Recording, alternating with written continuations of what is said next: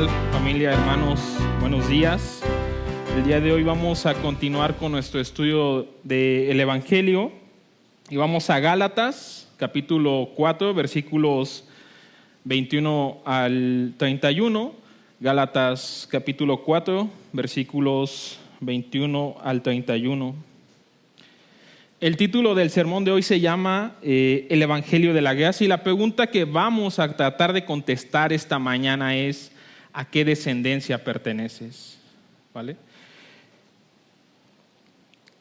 Díganme, los que quieren estar bajo la ley, ¿por qué no prestan atención a lo que la ley misma dice? ¿Acaso no está escrito que Abraham tuvo dos hijos, uno de la esclava y otro de la libre? El de la esclava nació por decisión humana, pero el de la libre nació en cumplimiento de una promesa. Este relato puede interpretarse en sentido figurado. Estas mujeres representan dos pactos. Uno, que es Agar, procede del monte Sinaí y tiene hijos que nacen para ser esclavos. Agar representa el monte Sinaí en Arabia y corresponde a la actual ciudad de Jerusalén, porque junto con sus hijos vive en esclavitud, pero la Jerusalén celestial es libre, y esa es nuestra madre, porque está escrito: tú, mujer estéril que nunca has dado a luz, grita de alegría, tú que nunca tuviste dolores de parto, pero rompe en gritos de júbilo, porque más hijos que casada tendrá la desamparada. Ustedes, hermanos, al igual que Isaac, son hijos por la promesa, y así como en aquel tiempo el hijo nacido por decisión humana persiguió al hijo nacido del Espíritu, así también sucede ahora. Pero ¿qué dice la Escritura? Echa de aquí al esclavo y a su hijo. El hijo de la esclava jamás tendrá parte en la herencia con el hijo de la libre. Así que, hermanos, no somos hijos de la esclava, sino de la libre. ¿Por qué no oramos para iniciar? Señor, te damos gracias porque nos permites estar un domingo más aquí, Señor. Gracias, Padre, porque tú nos amas, Señor, aunque no lo merezcamos. Gracias por tu gracia, Señor, por la redención. Y, Señor, que a través del estudio de tu palabra el día de hoy, Señor, tú puedas hablar a nuestros corazones, Padre, y seamos transformados y renovados para ti, Señor. A ti, solo a ti la gloria en Cristo Jesús. Amén.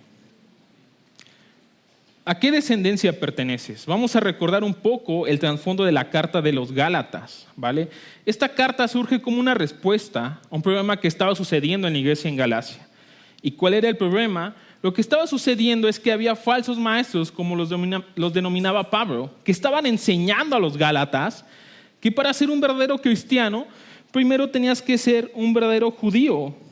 Y Pablo les advierte en esta carta que la justificación nunca se va a basar en obras, sino en fe. Y versículos antes, Pablo menciona que lo que están haciendo lo tienen perplejo. Pablo había fundado la iglesia en Galacia y había enseñado el verdadero evangelio. Y ahora había falsos maestros que enseñaban que a través del cumplimiento de la ley, tú podías realmente conocer a Dios. Ese es el problema que estaba sucediendo en Galacia. ¿Qué es lo que pasa actualmente en muchas iglesias? Actualmente hay personas que piensan que el único camino hacia Dios es por el cumplimiento de la ley, y su religión es legalista. ¿Sí? Hoy vamos a ver 3 puntos que nos dice estos versículos acerca de la justificación y la gracia. Primer punto, la justificación estéril. Segundo punto, la justificación que da fruto. Y tercer punto, las implicaciones de la justificación. Vamos a comenzar con el primer punto. Fíjate bien, en el versículo 21, Pablo inicia con una pregunta. Dice: ¿por qué no prestan atención a lo que la ley misma dice? Y aquí la palabra ley, como muchas otras veces en el Nuevo Testamento, se refiere a todo el conjunto de ceremonias y ritos que están en el Antiguo Testamento. Y esto es importante, porque uno de los argumentos utilizados por estos falsos maestros es que tenían que obedecer toda la ley. Y otro de los argumentos era que ellos, estos falsos maestros, los judaizantes, descendían de Abraham. Esos eran sus principales argumentos. Uno, que para conocer a Dios tenías que cumplir absolutamente todo lo que la ley demanda. Y segundo, que ellos descendían de Abraham. Y Pablo en estos versículos les dice que Abraham tuvo 2 hijos. ¿Sí? Y al hablarle de 2 hijos, está contradiciendo el argumento, porque la identidad de los judíos y de los falsos maestros descendía en que ellos eran hijos de Abraham. Eso les daba para ellos libertad y les daba identidad. Y Pablo comienza relatándole que Abraham tuvo 2 hijos, uno de Agar y otro de Sara. La historia de Agar, tal vez muchos de ustedes la conocen, la encontramos en Génesis 16 y fácilmente la resumimos. Sara quería concebir, pero no podía porque era estéril. Entonces le pide a Abraham que tenga relaciones con Agar y de esta manera Agar queda embarazada y tiene un hijo al que llaman Ismael. Eso sucede en Génesis 16. Pero en Génesis 17, cuando Dios va a establecer el pacto con Abraham, Abraham le pide a Dios que lo establezca por Ismael, el hijo de Agar. Y esto lo hace porque en ese momento él y Sara eran de edad avanzada, eran ancianos, Sara era estéril y no podía concebir hijos. Y Abraham piensa, ¿cómo a los 100 años puedo tener un hijo? ¿No? Y le pide a Dios que establezca el pacto. Y la respuesta de Dios la encontramos en el versículo 19 de Génesis 17, que dice, a lo que Dios contestó, pero es Sara tu esposa la que te dará un hijo, al que llamarás Isaac. Yo estableceré mi pacto con él y con sus descendientes como pacto perpetuo. Y esta es la historia a la que Pablo está haciendo referencia, ¿sí? Tiempo después, Sara concibe y tiene un hijo que le pone Isaac. Y si tú lo ves, hay 2 diferencias básicas en los nacimientos de Isaac y de Ismael. Uno fue concebido por decisión humana, hijo de una esclava. Y el otro necesitó la intervención de Dios para poder ser concebido y fue hijo de una mujer libre. Sara era estéril, una mujer anciana, y Agar era lo opuesto a ella. Agar era joven, era fértil. Para que Sara concibiera un hijo, era necesario que Dios se manifestara. Era necesario que Dios interviniera. Y Keller escribe al respecto.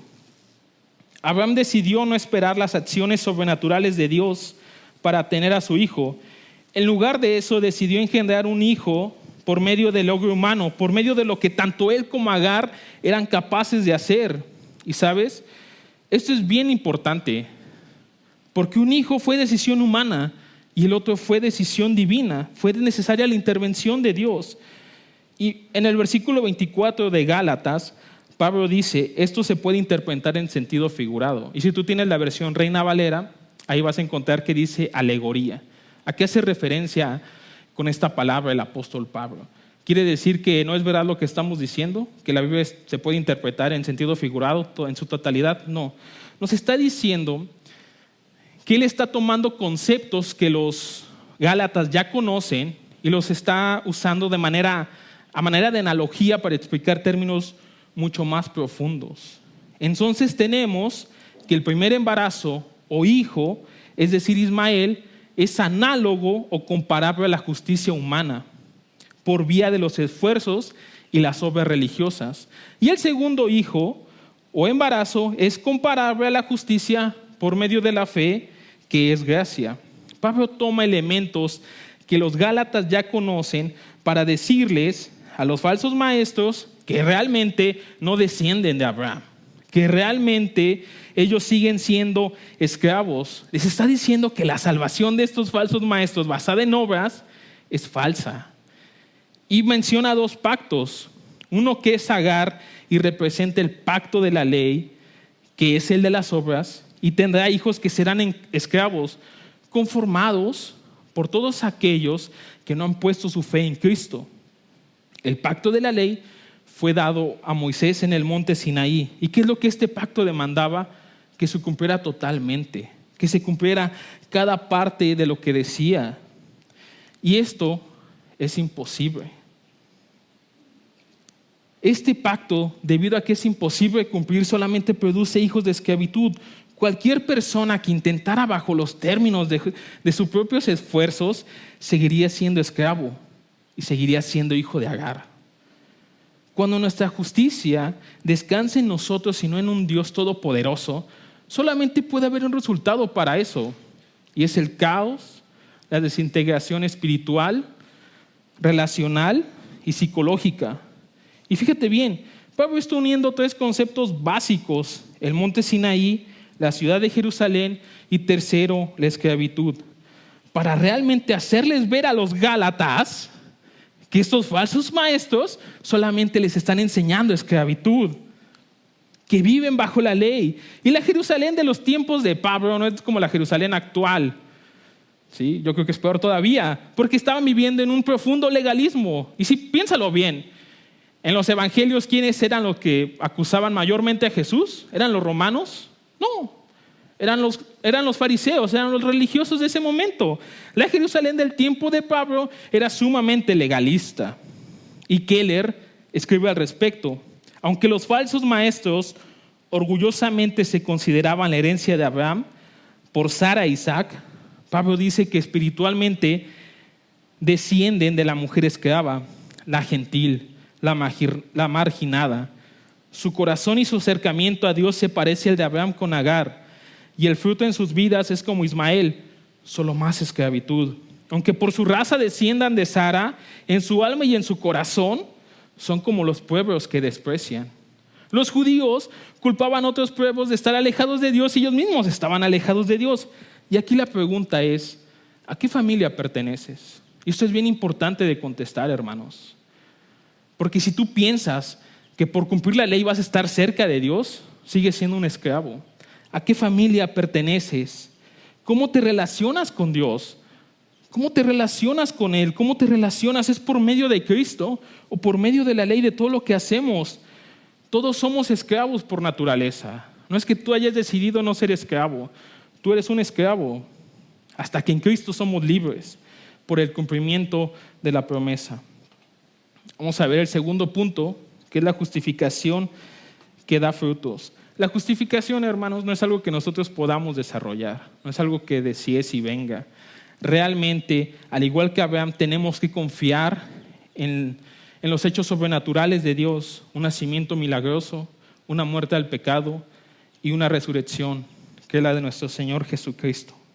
Y Pablo continúa en el versículo 26 diciendo: pero la Jerusalén celestial es libre y esa es nuestra madre. Pablo ya les está diciendo que Agar representa la esclavitud y que los hijos que tendrá Agar seguirán siendo esclavos. Y Pablo les recuerda a los Gálatas: tu verdadera patria es la Jerusalén celestial, es la que es libre realmente. ¿Sí? Y la pregunta es: ¿a qué Jerusalén perteneces? ¿Eres esclavo o eres libre? El pastor predicó el domingo pasado acerca de eso, ¿no? Y puso a su sermón evangelio o religiosidad, algo así. ¿Por qué el pastor lo divide de esa manera? Porque realmente ser religioso no es igual a ser evangélico. Y muchas veces es el error que cometemos. Muchas veces en nuestro corazón somos religiosos, no evangélicos. Y en el versículo 27 de Gálatas, Pablo hace una cita a Isaías 54:1 que dice: tú mujer estéril que nunca has dado a luz, grita de alegría, tú que nunca tuviste dolores de parto, prorrumpe en canciones y grita con júbilo, porque más hijos que la casada tendrá la desamparada. Y esta cita en el original en Isaías está dirigida a ciertas personas muy específicamente. Eran aquellos judíos que habían sido exiliados a Babilonia. Eran aquellos judíos que no tenían patria, que no tenían identidad, que vivían en una profunda desesperación, en una tristeza y sobre todo vivían desolados y amargados. Y es a estos judíos incapaces y débiles a los que Dios por medio del profeta Isaías les habla y les dice: saben que yo sé que ustedes son incapaces de hacerlo, yo lo sé. Yo haré de ustedes un pueblo grande, yo haré de ustedes una nación en donde mostraré mi gracia a los débiles, porque los fuertes están demasiado ocupados dependiendo de sí mismos. Y sabes, a lo largo de la historia es en los débiles donde Dios ha mostrado su gracia. No es en los fuertes. Nunca ha sido. ¿Dónde nació Jesús? ¿En Roma? ¿En el palacio del emperador? Nació en un pesebre en el agujero de Roma, en el agujero de Israel. Ahí fue donde nació Jesús. ¿Quién fue David? ¿Quién fue Abraham? ¿Quién fue María? ¿Quién fue José? ¿Quién fue el mismo apóstol Pablo? ¿Quién fue hasta que conoció a Jesús? Nunca han sido hombres importantes en donde Dios se ha manifestado. Paul Washer escribe al respecto: no hay grandes hombres de Dios, Solo hay hombres pobres y débiles y pecadores que tienen un Dios grande y misericordioso. Y Pablo les está diciendo a los Gálatas que ellos son incapaces de salvarse, que están demasiado contaminados, que son tan imperfectos para considerarse hijos de Dios. En una frase, Pablo les está diciendo: tú te crees perfecto, tú eres como la mujer estéril, tú eres como Sara y necesitas que yo intervenga. Eso es lo que Pablo les está diciendo, que necesitan a Dios. Porque te voy a decir algo: si la salvación es por obras, pocos se salvarían, porque pocos, o básicamente ninguno, puede ser perfecto. Nadie puede cumplir las obras de la ley. Si fuera por obras, solamente los fuertes y los capaces se salvarían, solamente los fértiles. Pero te tengo noticias: ese no es el mensaje del evangelio, ese nunca ha sido el mensaje del evangelio. Y es por eso que Pablo, versículos antes, les dice: me tienen perplejo, porque no han entendido entonces el evangelio. Cuando la justificación es por fe, no importa de dónde vengas, no importa lo que hayas hecho, no importa lo pecador que eres o que serás, o lo que hayas sido, la gracia es para ti. Ese es el mensaje del evangelio. Un pastor escribe lo siguiente: la gracia no es solo para las fértiles Agares, sino para las Saras estériles. Si Sara puede tener un futuro, cualquiera puede. Y te tengo una noticia bien importante: tú eres una Sara estéril, yo soy una Sara estéril. Somos incapaces de salvarnos, necesitamos la intervención divina, y al igual que los Gálatas, muchas veces somos insensatos y torpes. Pero ¿sabes qué?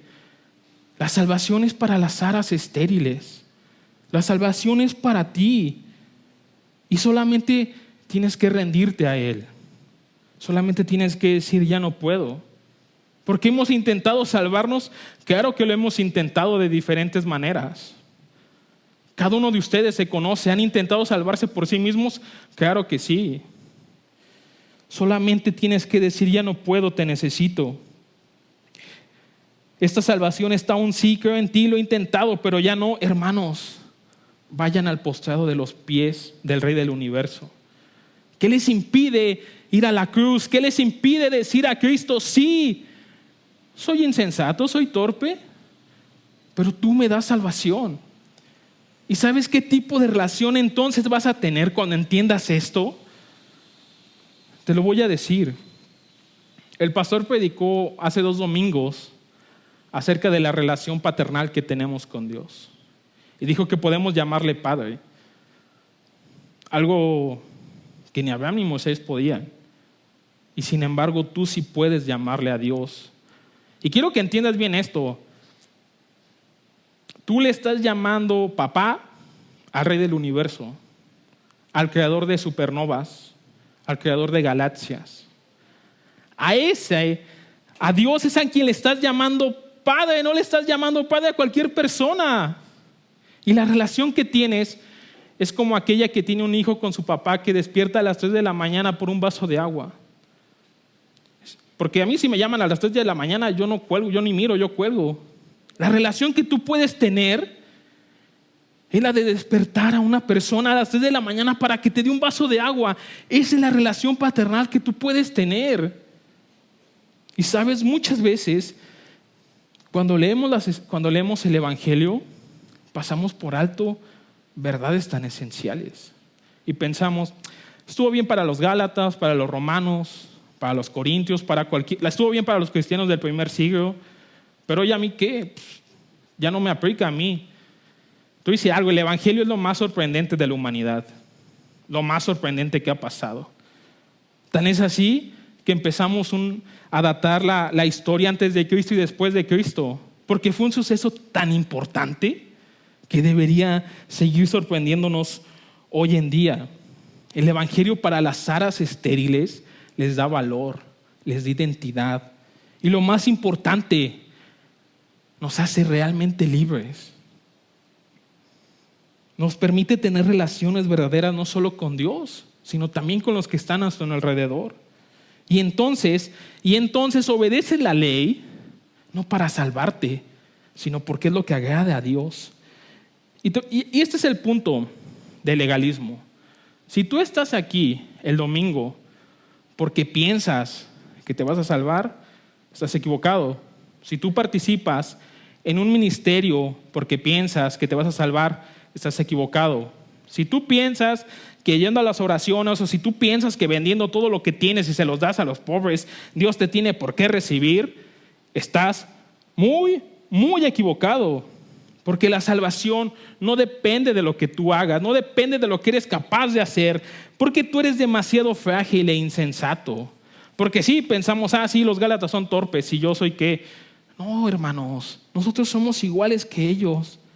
Y todos, desde el más religioso hasta el más irreligioso, necesitan el evangelio. Obviamente cultivamos nuestra relación con Dios a través de la lectura de su palabra, a través de la oración, a través de las reuniones dominicales. Pero eso jamás va a ser la base de tu relación con Dios.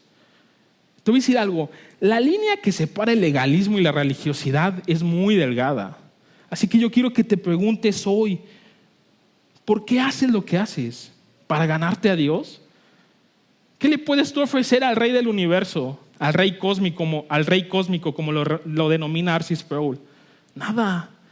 Si tú piensas que por lo que haces te vas a salvar, estás bien mal. ¿Sabes? Hace unos domingos, hoy no vino, pero Chris, el colombiano, me quemó, ¿no? Diciendo que yo había sido monaguillo. Algunos que estuvieron en la escuela dominical lo recuerdan. Yo no quisiera recordarlo, pero sí es cierto. Y saben, yo nací en el lugar más católico de México, en tal vez el país más católico del mundo, en una de las familias más católicas de Irapuato. Toda mi vida fui a la iglesia católica, desde que era niño, desde que recuerdo. Hice todos los sacramentos que se puedan imaginar, todos.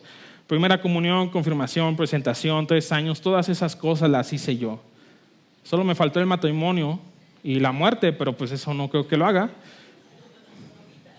ahorita. Y ¿sabes qué es lo más triste de ese caso? Que yo pensé que así le agradaba a Dios. Yo pensaba que si me confesaba y alguien me decía, ora un Padre Nuestro, tus pecados quedan perdonados, iba a estar bien con Él. Yo pensaba que a través de mis actos, Él tenía que hacerme caso. Y nunca voy a olvidar la primera vez que entré a una iglesia cristiana. Fue porque un amigo de un ministerio que se llama CUR me invitó. Tal vez ustedes conocen esa iglesia, se llama El Redentor. Y la primera impresión que me llevé cuando entré fue que todos estaban genuinamente porque querían. Yo cuando iba a la iglesia católica lo hacía porque pensé que así Dios me iba a deber algo. Y cuando cantaron las alabanzas, se sentía tan genuino eso que yo quería formar parte. Hasta ese día aprendí el significado de adorar a Dios, porque toda mi vida había crecido como un fariseo moderno, había crecido bajo un legalismo donde yo hacía cosas para ganarme el favor de Dios. Y yo enseñaba lo que los falsos maestros les enseñaban a los gálatas, que tenía que cumplir una serie de ritos y ceremonias para que Dios me aceptara. Y hay cristianos profesantes el día de hoy que piensan de la misma manera que ellos, que piensan que su relación con Dios depende del cumplimiento de la ley, depende de ceremonias y de tradiciones. Y repito, aquí la pregunta es, ¿tus actos son para ganar el favor de Dios o como respuesta a la gracia? Porque si son para ganar el favor de Dios, de una vez te digo que no importa lo que hagas, nunca lo vas a hacer. Nunca lo vas a hacer.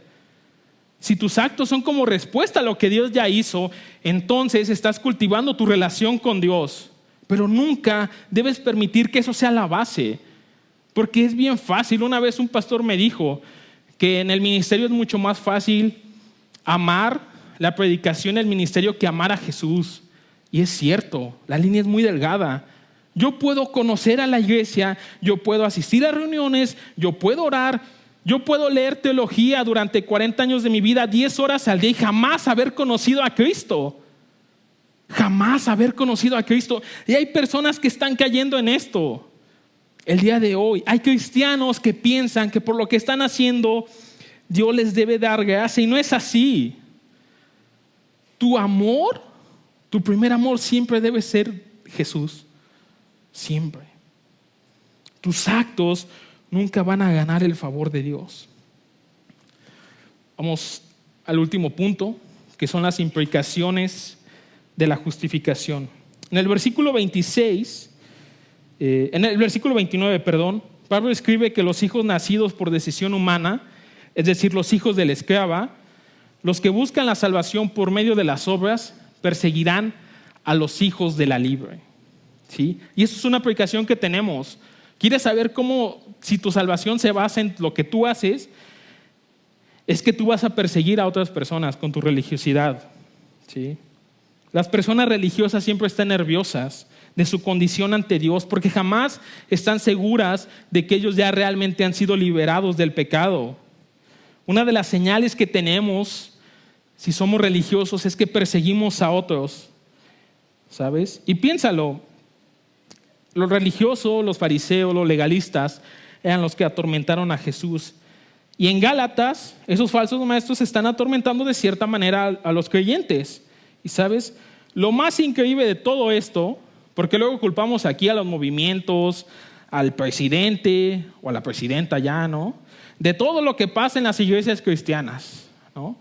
Y un teólogo escribe lo siguiente, John Stott: la persecución de la verdadera iglesia no siempre viene de parte del mundo, que son desconocidos, sino por parte de nuestros medios hermanos, la gente religiosa, la iglesia de nombre. Los mayores enemigos de la fe evangélica hoy en día no son los incrédulos, sino la iglesia, la institución, la jerarquía. ¿De dónde nació el evangelio de la prosperidad? ¿De un ateo? No. La teología de la liberación, ¿de dónde nació? ¿De un ateo brasileño? No. El movimiento de la iglesia emergente, ¿de dónde nació? De la iglesia. Todos estos movimientos que atacan el evangelio no nacieron en el mundo, nacieron dentro de la iglesia. ¿Sabes? El Hijo de Dios vino a morir por religiosos e irreligiosos. Y eso es la verdad. No importa de dónde vengas, no importa lo que hayas hecho. No tienes que saber muchas cosas. No tienes que saber muchas cosas, solamente tienes que saber una. Y es bien importante, que Cristo vino y murió y fue a una cruz. Ese es el evangelio para las aras estériles. Algo más que nos dice Pablo en los versículos 29, 30 y 31, habla de una herencia. ¿Sabes? Nosotros somos herederos, no por descendencia, no porque descendamos biológicamente de Sara o de Abraham. Nosotros somos descendencia espiritual. Y Pablo termina preguntando, ¿qué dice la Escritura? Echa de aquí al esclavo y a su hijo. Y esa es la misma ley rechazando a la ley. ¿Sí? Si los falsos maestros se consideraban a sí mismos salvos y libres, Pablo les está diciendo, tú eres un esclavo, tú no eres descendencia de Abraham. Los hijos espiritualmente de Abraham somos los herederos con Cristo, ¿no? Esa es la herencia que tú tienes. Esa es la herencia que tú tienes. Tú no desciendes lógicamente de Abraham, pero espiritualmente sí. ¿Sí? Y aquí hay dos puntos. Por una parte, Pablo nos dice, ¿sabes qué? Si eres verdadero cristiano, tú vas a ser rechazado por el mundo, pero también vas a ser un hijo de Dios. Y John Piper menciona, ¿no? ¿Qué más puede hacer en un instante en su mano derecha que en el que vas a experimentar en toda tu vida? Hay más puede hacer en un instante con Jesús, en un encuentro con Jesús, que lo que puedes experimentar en toda tu vida. Hay más felicidad estando un minuto a solas con Él que lo que puedes experimentar en toda tu vida. Hermanos, no importa si tienes 3 o 70 años, si eres la 5ª generación de cristianos en tu familia, no importa tu trabajo, no importa tu riqueza, solo importa venir a Jesús, porque realmente ese es el evangelio para las aras estériles. Y si tú te considerabas fuerte y capaz, no lo eres. Nunca lo vas a hacer. Tú eres débil y frágil y necesitamos a Dios. Lo necesitamos radical y totalmente, porque la salvación por nosotros no es algo que podamos conseguir. Tus obras deben ser un reflejo de la gracia, no para ganar la gracia. Ese es el evangelio para las aras estériles. Tal vez, ya para terminar, tal vez algunos de ustedes han escuchado un himno. Yo creo que es el himno más famoso del mundo cristiano. Se llama Sublime Gracia. ¿Alguien lo ha escuchado? Este himno, como tal vez algunos de ustedes sepan, fue escrito por alguien llamado John Newton. Newton fue reclutado por la Royal Navy, de donde fue expulsado y después fue trasladado a un barco de esclavos. Y en sus memorias, él menciona que hubo una gran tormenta. Y en medio de esa tormenta, él pensó lo siguiente: vi la mano de Dios a nuestro favor. Comencé a orar, pero no podía pronunciar la oración de fe. No pude acercarme a Dios ni llamarlo Padre. Tiempo después, Newton tuvo una conversión al cristianismo verdadera y fundó un estudio en Inglaterra. Y fíjate, tan importante fue John Newton, no solo por este himno, que en el siglo XVIII se le consideraba el pastor de la nación. ¿Sí? Y una estrofa de este himno se llama: ya libre soy, Dios me salvó y mis cadenas ya Él rompió. ¿Lo han escuchado? ¿No te parece curioso que un traficante de esclavos que conocía el dolor de las cadenas escribiera sobre libertad y sobre cadenas? ¿No te parece curioso que Newton, conociendo el dolor y el peso de la esclavitud, se reconociera a sí mismo como esclavo, diciendo que Dios lo salvó? Los que viven en el legalismo y en la religiosidad son esclavos. Y solamente Dios puede salvarlos. Solamente Dios puede romper esas cadenas que los mantienen atados al pecado. Y si tú el día de hoy no estás convencido de esto, entonces no has sido libre realmente. Y te voy a decir algo muy triste. Vas a vivir, vas a hacer muchas cosas en tu vida impresionantes a ojos de los demás, pero cuando mueras, vas a morir como un esclavo, porque nunca habrás conocido la libertad. Newton se comparó a sí mismo con un esclavo. Volvemos a la pregunta del inicio. ¿A qué descendencia perteneces? ¿Eres un esclavo? ¿O eres hijo de libertad? ¿A qué descendencia perteneces? Realmente, el evangelio es muy sencillo. Solamente tienes que saber que Cristo vino y murió por ti. Y cuando entiendas esa verdad, entonces serás hijo de libertad. Y entonces lo que hagas no será para agradar a Dios, sino como respuesta a lo que Dios ya hizo por ti. Newton, tiempo después, declaró: la gracia ha liberado a miles, pero en mi corazón ha liberado solo a uno, y ese soy yo.